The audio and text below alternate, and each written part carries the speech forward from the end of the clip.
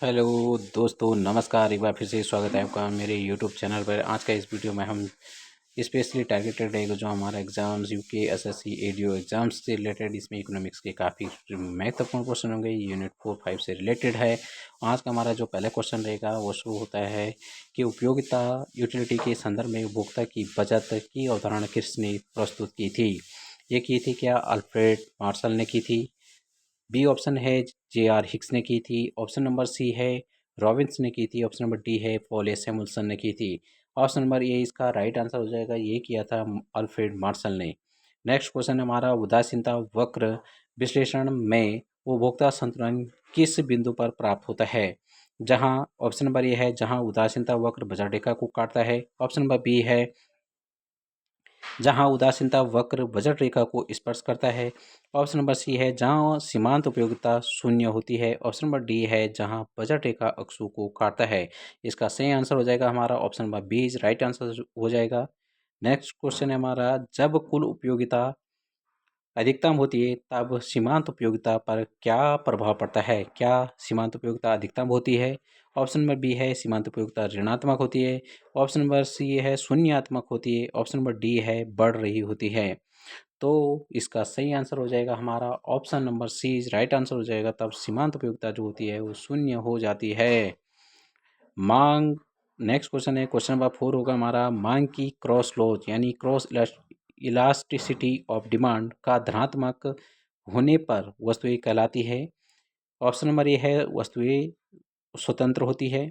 Option number B है स्थानापन्न स्थापन वस्तुएं होती है स्थानापन्न वस्तुएं होती है। ऑप्शन नंबर सी है पूरक वस्तुएं होती है। ऑप्शन नंबर डी है घटिया वस्तुएं होती है। तो इसका राइट आंसर हो जाएगा option number B right answer हो जाएगा इसका। स्थानापन्न वस्तुएं होती है जैसे चाय और कॉफ़ी। नेक्स्ट क्वेश्चन हमारा क्वेश्चन नंबर 5 हो जाएगा हमारा कि भुगतान संतुलन यानी बीओपी के पूंजी खाते यानी कैपिटल अकाउंट का मुख्य घटक क्या होता है। माल का निर्यात और आयात होता है। ऑप्शन नंबर बी सेवा का व्यापार होता है। ऑप्शन नंबर सी एफडीआई और विदेशी पोर्टफोलियो निवेश होता है। और ऑप्शन नंबर डी है शुद्ध कारक विदेश से। तो क्या इसका सही आंसर होगा आप भी बताइएगा। तो इसका सही आंसर हो जाएगा option number C right answer हो जाएगा एफडीआई और एफपीआई होता है। नेक्स्ट क्वेश्चन हमारा क्वेश्चन नंबर 6 होगा हमारा आज का पूर्ण प्रतियोगिता यानी परफेक्ट कंपटीशन के अंतर्गत दीर्घकाल यानी लॉन्ग रन में एक फर्म को सामान्यतः क्या प्राप्त होता है। ए ऑप्शन ए हो जाएगा हमारा अधिक सामान्य लाभ होता है। ऑप्शन नंबर बी होगा घाटा होता है। ऑप्शन सी होगा सामान्य लाभ होता है। ऑप्शन नंबर डी होगा शून्य लागत होती है। इसका सही आंसर हो जाएगा option number C right answer हो जाएगा सामान्य लाभ। नेक्स्ट है हमारा क्वेश्चन नंबर 7 हो गया अल्पाधिकार बाजार की सबसे महत्वपूर्ण विशेषता क्या है। ऑप्शन नंबर ए है उत्पाद समरूपता होती है। ऑप्शन नंबर बी है पारस्परिक निर्भरता और अनिश्चितता होती है। ऑप्शन नंबर सी होगा कीमत विभेद होता है। ऑप्शन नंबर डी होगा कीमत पर कोई नियंत्रण नहीं होता है। इसका राइट आंसर हो जाएगा ऑप्शन नंबर बी होगा पारस्परिक निर्भरता होती है। नेक्स्ट है क्वेश्चन हमारा सीमांत उत्पादकता सिद्धांत यानी marginal productivity theory of distribution के अनुसार उत्पादन में प्रत्येक साधन यानी जैसे श्रम पूंजी को उसका पारिश्रमिक किसके आधार पर होता है। ऑप्शन ए होगा उसकी कुल उत्पादकता के आधार पर। ऑप्शन नंबर बी होगा उसकी सीमांत राजस्व उत्पादकता मार्जिनल रेवेन्यू प्रोडक्टिविटी के आधार पर। ऑप्शन नंबर सी होगा सरकार द्वारा निर्धारित दर के आधार पर। ऑप्शन नंबर डी होगा उसकी औसत लागत पर। तो इसका राइट आंसर हो जाएगा हमारा क्वेश्चन नंबर 8 का राइट आंसर हो जाएगा option number B right answer हो जाएगा उसकी सीमांत राजस्व उत्पादकता के आधार पर। नेक्स्ट क्वेश्चन हमारा आज का दीर्घकालिक औसत लागत वक्र यानी लॉन्ग रन एवरेज कॉस्ट यानी को किस नाम से जाना जाता है। क्या इसे योजना वक्र कहते हैं। ऑप्शन नंबर बी है अनुभव वक्र होता है। ऑप्शन नंबर सी है विकास वक्र। ऑप्शन नंबर डी है इसे एनवलप वक्र कहते हैं। इसका राइट आंसर हो जाएगा option number D is right answer हो जाएगा एनवलप वक्र कहते हैं। वो उत्पादन फलन यानी प्रोडक्शन फंक्शन क्या दर्शाता है। ऑप्शन नंबर ए है उत्पादन की लागत और मात्रा के बीच संबंध। ऑप्शन नंबर बी होगा आगतों की मात्रा और निर्गत की मात्रा के बीच कार्यात्मक संबंध। ऑप्शन नंबर सी है कीमत और मांग के बीच संबंध। ऑप्शन नंबर डी है राजस्व और लाभ के बीच संबंध। तो क्वेश्चन नंबर 10 का राइट आंसर हो जाएगा हमारा ऑप्शन नंबर बी होगा, लागतों की मात्रा और निर्गत की मात्रा के बीच कार्यात्मक संबंध। क्वेश्चन नंबर 11 हो जाएगा, प्रवाही मांग का सिद्धांत थ्योरी ऑफ इफेक्टिव डिमांड किसने प्रतिपादित किया था? तो जो समष्टि अर्थशास्त्र की नींव भी है, इसे क्या एडम स्मिथ ने किया था? ऑप्शन नंबर बी है जॉन मेनार्ड किन्स ने किया था। ऑप्शन नंबर सी है David Ricardo. Option number D है मिल्टन फ्रीडम, आप फ्रीडमैन, सॉरी मिल्टन फ्रीडम। तो इसका सही आंसर हो जाएगा हमारा option number B, right answer हो जाएगा जॉन मेनार्ड किन्स ने।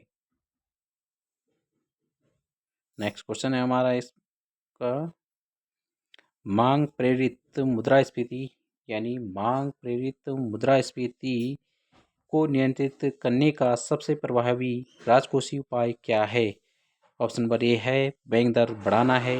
ऑप्शन नंबर बी है रेपो दर घटाना है। ऑप्शन नंबर सी है सरकारी व्यय में कमी और कराधान में वृद्धि। ऑप्शन नंबर डी है खुली बाजार में प्रतिभूतियों को खरीदना है।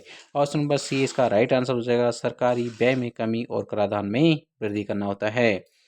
आज का 13वां क्वेश्चन होगा हमारा, घाटे यानी वित्त पोषण का अर्थ सरकार द्वारा राजकोषीय घाटे की पूर्ति के लिए क्या किया जाता है? तो ऑप्शन नंबर ए है इसका, सार्वजनिक क्षेत्र के उपक्रमों को बेचना पड़ेगा। ऑप्शन नंबर बी है करों में वृद्धि करना होगा। ऑप्शन नंबर सी है भारतीय रिजर्व बैंक या अन्य स्रोतों से उधार लेना पड़ेगा। ऑप्शन नंबर डी है केवल गैर कर राजस्व पर निर्भर रहना होगा। तो इसका सही आंसर हो जाएगा हमारा क्वेश्चन नंबर 13 का option number C right answer हो जाएगा, भारतीय रिजर्व बैंक या अन्य स्रोतों से उधार लेना। नेक्स्ट क्वेश्चन है हमारा आज का 14 क्वेश्चन होगा, कौन सा आरबीआई का मात्रात्मक साख नियंत्रण यानी क्वांटिटेटिव क्रेडिट कंट्रोल उपाय है? ऑप्शन नंबर ए है नैतिक दबाव है। ऑप्शन नंबर बी है वैधानिक तरलता अनुपात यानी जिसे हम एसएलआर कहते हैं। ऑप्शन नंबर सी है साख की राशनिंग। ऑप्शन नंबर डी है सीमांत आवश्यकता ए। तो ऑप्शन नंबर बी इसका राइट आंसर हो जाएगा वैधानिक तरलता अनुपात। आज का हमारा अंतिम क्वेश्चन है, यदि किसी देश की विनिमय दर प्रणाली प्रबंधित अस्थिरता है तो विनिमय दर का निर्धारण कौन करता है? ऑप्शन नंबर ए है केवल बाजार की शक्तियाँ। ऑप्शन नंबर बी है केवल केंद्रीय बैंक। ऑप्शन नंबर सी है बाजार की शक्तियों द्वारा लेकिन केंद्रीय बैंक द्वारा हस्तक्षेप के माध्यम से प्रबंध। ऑप्शन नंबर डी है अंतर्राष्ट्रीय मुद्रा कोष यानी IMF। तो इसका सही आंसर हो जाएगा हमारा option number C right answer हो जाएगा। इसका होगा बाजार की शक्तियों द्वारा लेकिन केंद्रीय बैंक द्वारा हस्तक्षेप के माध्यम से प्रबंधन।